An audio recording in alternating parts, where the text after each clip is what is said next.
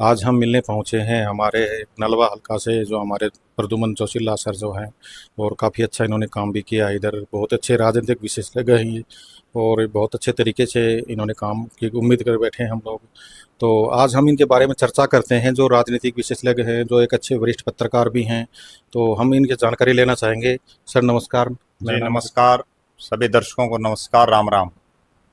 तो सर हम पूछना चाहेंगे, जो अभी तक नलवा हलका में जो कार्यक्रम हुए हैं, अभी जितने भी काम हुए हैं जो बीजेपी सरकार के अंदर, तो आपको उनसे क्या कितने संतुष्ट हैं वहाँ के लोग? मैंने सुनने में आया कि बहुत सारे लोग बेरोजगारी को जूझ रहे हैं, बहुत सारी परेशानियां देख रहे हैं अभी। तो आपकी क्या राय है इनके बारे में, सर थोड़ा पूछना चाहिए। देखो, नलवा विधानसभा क्षेत्र परिसीमन के बाद नया हल्का बना था और यहाँ 3 चुनाव हो चुके हैं, जिसमें 2 लोगों को, 2 नेताओं को नलवा की जनता ने अपना विधायक बनाया।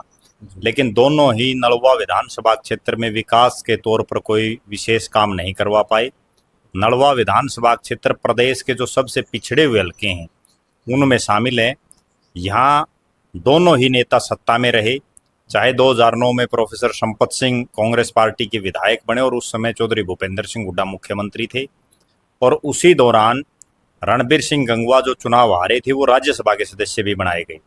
लेकिन दोनों ही नलवा में कुछ नहीं करवा पाए। इसके बाद 2014 में रणबीर सिंह गंगवा विधायक बने, 2019 में वो फिर विधायक बने जी। और बीजेपी की सरकार में विधानसभा के डिप्टी स्पीकर बने। इन सब के बावजूद नलवा में ना कहीं कोई रोड बन पाया, ना कोई गलियां बन पाई, ना कोई स्कूल, कॉलेज, हॉस्पिटल, और सबसे बड़ी समस्या, नलवा जैसा इस ग्रामीण जो विधानसभा क्षेत्र है जिसमें एक बहुत बड़ा हिस्सा गांव का आता है, वो बेरोजगारी के मामले में चरम सीमा पर है। यहाँ रोजगार का कोई भी साधन, कोई भी इंडस्ट्री, किसी भी तरह का कोई भी काम ना रणबीर गंगवा करवा पाए, ना प्रोफेसर संपत सिंह करवा पाए। और एक बहुत बड़ा जो इस विधानसभा क्षेत्र में सिस्टम रहा वो ये रहा कि 2019 के विधानसभा चुनाव में जो 3 नेता पहले, दूसरे और तीसरे स्थान पर रहे, जिनको 99% के आसपास या 98% के आसपास वोट मत मिले इस हल्के की जनता ने दिए, वो जो तीनों प्रत्याशी थे उसमें रणबीर सिंह गंगवा जो यहाँ से विधायक बने, रणधीर सिंह पनियार जो कांग्रेस के प्रत्याशी थे, उसके बाद वो भी बीजेपी में चले गए, और वीरेंद्र चौधरी जो जेजेपी के प्रत्याशी थे उनका भी सरकार में हिस्सा था। तीनों बड़े नेता सरकार में होने के बावजूद नलवा विधानसभा के तमाम जो विकास के काम हैं वो कुछ भी वो नहीं करवा पाए। यहाँ तक कि जो मुख्य सड़कें और जो लिंक रोड हैं वो तमाम टूटे हुए हैं। पानी से त्राई त्राई लोग कर रहे हैं, पीने का पानी भी नहीं है बहुत से क्षेत्र में। और नलवा में एक बहुत बड़ा जो क्षेत्र है जिसमें रेतीली ज़मीन, जो टिब्बा जिसको हम बोलते हैं, वो है, वहाँ पानी की भी कोई व्यवस्था ये तीनों नेता मिलकर के नहीं करवा पाए।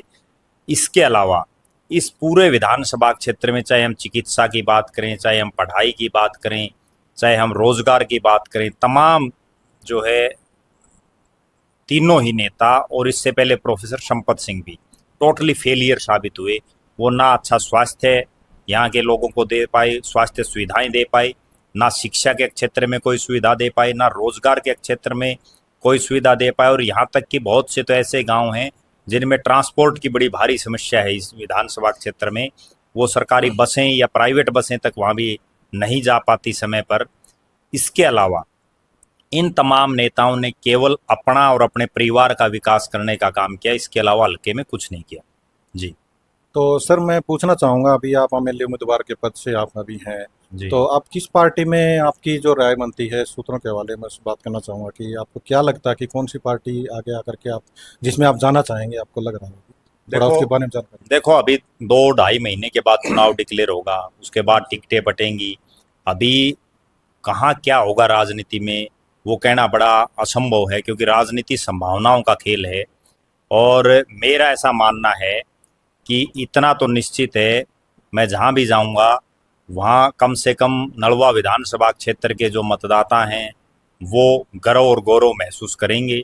जिस ढंग का जो भी हम फैसला लेंगे वो समय पर लेंगे, अभी टाइम काफ़ी है उस चीज़ में। सर मैं पूछना चाहूँगा कि आपने देख रहे होंगे कि इस सरकार के अंदर पिछले 10 सालों से बेरोजगारों की भी बहुत ज़्यादा दिक्कतें आई, बेरोजगारी जो बता रहे हैं, क्योंकि नौकरियां प्राप्त नहीं हो रही हैं अभी। तो ये बहुत बड़ा एक मुद्दा बना हुआ है इस टाइम कि बच्चों को रोजगार क्यों नहीं मिल पा रहे हैं यहाँ पे। और अभी पीछे एग्जाम भी हुए हैं अभी बहुत सारे। तो दिक्कतें ये जो आ रही हैं, क्या ये सरकार आपको लग रहा है कि ये बहुत अच्छे से काम कर रही है या नहीं कर रही है? थोड़ा इसके बारे में जानकारी जनता को हम बताना चाहते हैं। देखो, सीधी सी बात यह है कि एक तरफ जनसंख्या बड़ी तेजी से बढ़ रही है, जी। सरकारी नौकरियां उसी लिहाज से बड़ी तेजी से घट रही हैं, और सरकार कोई नई नौकरियां पैदा करने का कोई सिस्टम नहीं बना पा रही। अगर सरकारी नौकरियां ना भी मिल पाए लोगों को, तो कम से कम उनको इस तरह से तो रोजगार की कोई सुविधाएं उपलब्ध करवाई जाएं जिससे वो अपना गुजारा तो कर सकें। और जहां तक सरकारी नौकरियों का सवाल है, तो जिस रेशियो में पिछले सालों में भर्तियां होती रहती हैं, उस रेशियो से ज़्यादा इस सरकार को करनी पड़ेगी, तभी जा कर के बात बनेगी। क्योंकि आज से पहले जहां जिस गांव में 10,000 लोग रहते थे, आज उसमें 15,000 हो गए। जिस गांव में 5,000 की आबादी थी, वहां आज 8,000 की होगी। तो पॉपुलेशन जो बढ़ रही है, सरकार को भी या तो जनसंख्या पर नियंत्रण सरकार करे, या सरकार जो है ज़्यादा से ज़्यादा नौकरियां निकाले।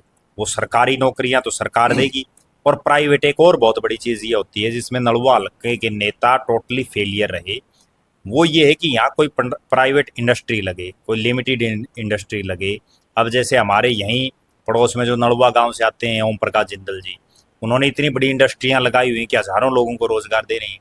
कोई इस तरह का अगर सिस्टम भी यहाँ बन जाए, तो कम से कम इलाके के 10 से 20,000 लोगों को रोजगार मिल सकता है। मेरे दिमाग में वही चीज़ है कि जिस दिन अगर हल्के की जनता ने मुझे अपना प्यार, साथ, स्नेह और आशीर्वाद दिया, और मेरे हाथ में कभी कोई भी बागडोर आई, तो मैं सबसे पहला जो काम करूंगा वो मुझे यही करना है कि एक तो जो पुराने भवानीखेड़ा हल्के के 19 गांव पड़ते हैं, उन 19 गांव में एक अलग सी इंडस्ट्री हो, और एक पुराना जो आदमपुर हल्के के 32 गांव पड़ते हैं, इन जो 32 गांव में है, जो शहर के नज़दीक भी हैं उसमें से कुछ गांव, यहाँ एक इंडस्ट्री अलग से ऐसी लगे जिसमें कम से कम इलाके के 10-10 हज़ार लोगों को दोनों जगह रोजगार मिले, जिससे लोगों को जो 15-20 हज़ार की नौकरी के लिए नलवा या आसपास के क्षेत्र के लोग जो गुड़गांव, दिल्ली और बॉम्बे तक जाते हैं, वो यहीं जो है नौकरी कर सकें, और नौकरी करने के बाद अपने परिवार के साथ रह सकें,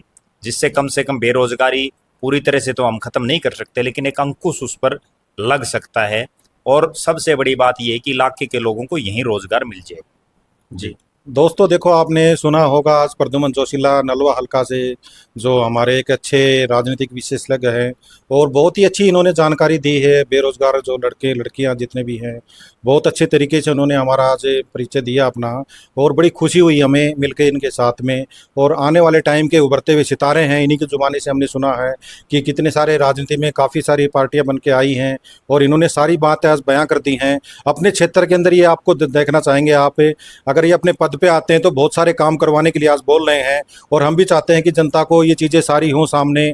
जब तक किसी को मौका नहीं मिलता तब तक ये हम चीज़ें क्लियर नहीं कर सकते हैं। आज सर ने सब सरेआम कह रहे हैं कि हम यहाँ पे एक बार अगर जनता मुझे मौका देती है, और काफ़ी इनकी तारीफ़ें सुनते हैं, और सारी बहुत सारी परेशानियाँ लेकर के ये आज यहाँ पे बता रहे हैं हमें, अपने क्षेत्र की बता रहे हैं हमें।